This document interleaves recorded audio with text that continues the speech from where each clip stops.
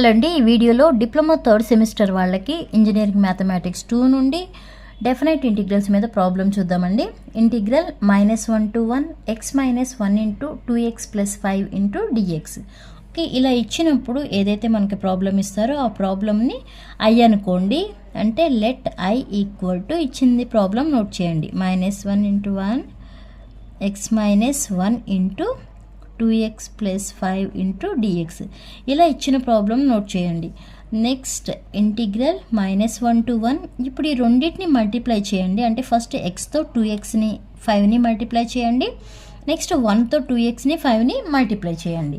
ఇప్పుడు ఏమవుతుంది? x into 2x అంటే 2x² కదా, 2x² plus x into 5 5x.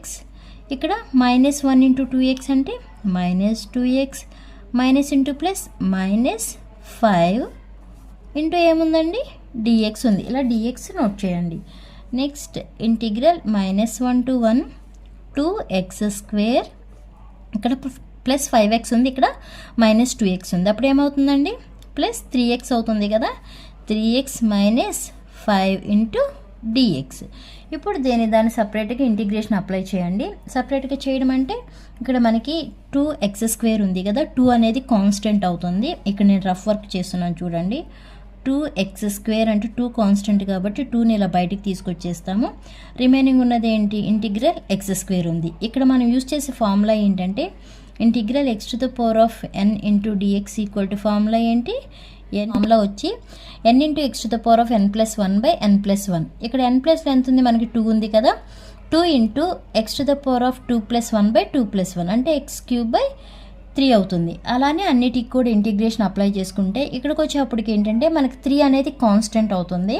Remaining ఇక్కడ ఉన్నది ఏంటి? x అంటే x⁴1 ఉన్నట్టు. x⁴1 అంటే సేమ్ ఈ ఫార్ములా వేసుకుంటే ఏమవుతుంది? x²/2 అవుతుంది. అలా ఇంటిగ్రేషన్ మీరు అప్లై చేసుకుంటే ఎలా వస్తుందండి ఈక్వేషన్? 2 కాన్స్టెంట్ కాబట్టి ఇలా బయటికి తీసుకొచ్చేసానండి. x³ 3 ఇక్కడ 3 కాన్స్టెంట్ కాబట్టి ఇలా పక్కకు రాసి ఇక్కడ ఏముంది? x⁴1 ఉన్నట్టు కదా, అంటే ఈ ఫార్ములా కన్సిడర్ చేస్తే ఈ ఫార్ములా x²/2 వస్తుంది. నెక్స్ట్ 5 కాన్స్టెంట్ తీస్తే ఇక్కడ రిమైనింగ్ ఉండేది ఏంటి? 1 ఉంటుంది కదా, ఆ 1ని ఇంటిగ్రేట్ చేస్తే ఏమొస్తుందంటే x వస్తుంది. మనకి లిమిట్స్ ఏమున్నాయి? -1 to 1 లిమిట్స్ ఉన్నాయి కదా. ఇప్పుడు లిమిట్స్ ఇవన్నీ కూడా మీకు ఫార్ములా అండ్ రఫ్ వర్క్గా కన్సిడర్ చేసుకోండి. నెక్స్ట్ ఇక్కడ మీకు తీసుకుంటే 2/3 x³ ఉంది. ఓకే, ప్లస్ ఇక్కడ 3/2 x² ఉంది. ఇక్కడ ఏముంది? 5x ఉంది. Okay, limits -1 to 1. ఇప్పుడు upper limit minus lower limit substitute చేయాలి కదా, అలా సబ్స్టిట్యూట్ చేయండి. అంటే ఎలా రాసుకుంటాం? 2/3 x ప్లేస్లో ఫస్ట్ అప్పర్ లిమిట్ సబ్స్టిట్యూట్ చేయాలి. అప్పర్ లిమిట్ ఏంటండి? 1 సబ్స్టిట్యూట్ చేయాలి. తర్వాత మైనస్ లోవర్ లిమిట్ సబ్స్టిట్యూట్ చేయాలి. ఇప్పుడు x³ ఉంది కదా, 1 సబ్స్టిట్యూట్ చేసిన అప్పర్ లిమిట్, క్యూబ్ ఉంది కాబట్టి cube upper limit minus lower limit ఎంత ఉంది? -1 ఉంది. ఓకే, ఇక్కడికి ఒక టర్మ్ అయిపోయింది. ప్లస్ ఇప్పుడు ఇది 3/2 అప్పర్ లిమిట్ స్క్వేర్ ఉంది కాబట్టి 1² upper limit minus lower limit, ఇది సెకండ్ టర్మ్. నెక్స్ట్ 5 ఇంటూ ఇప్పుడు upper limit 1 minus lower limit -1.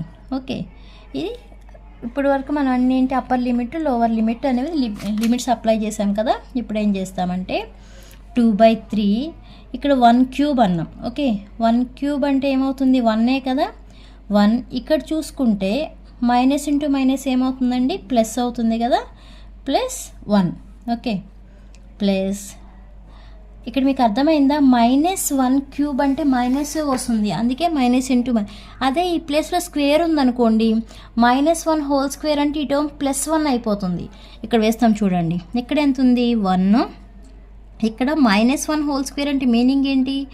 -1 కదా, మైనస్ ఇంటూ మైనస్ ప్లస్ అంటే ఈ టర్మ్ మొత్తం ప్లస్ అయిపోయింది. ఇక్కడ ఉన్నది ఏంటి? 1 ఓన్లీ 1 వేస్తాం. ఇక్కడ కన్ఫ్యూజ్ అవ్వకండి.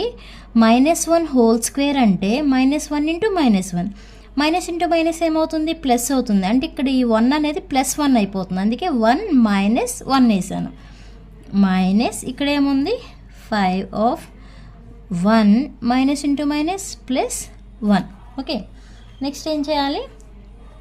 2/3 ఇక్కడ ఎంత ఉంది? 2 ఉంది కదా, 2 ప్లస్ ఇక్కడ చూడండి 3/2 ఇంటూ 1 మైనస్ 1 అంటే 0నే కదా, మైనస్ 5 ఆఫ్ 2. ఓకే, ఇక్కడ ఏమవుతుంది? 2 ఇంటూ 2 అంటే 4 కదా, 4/3.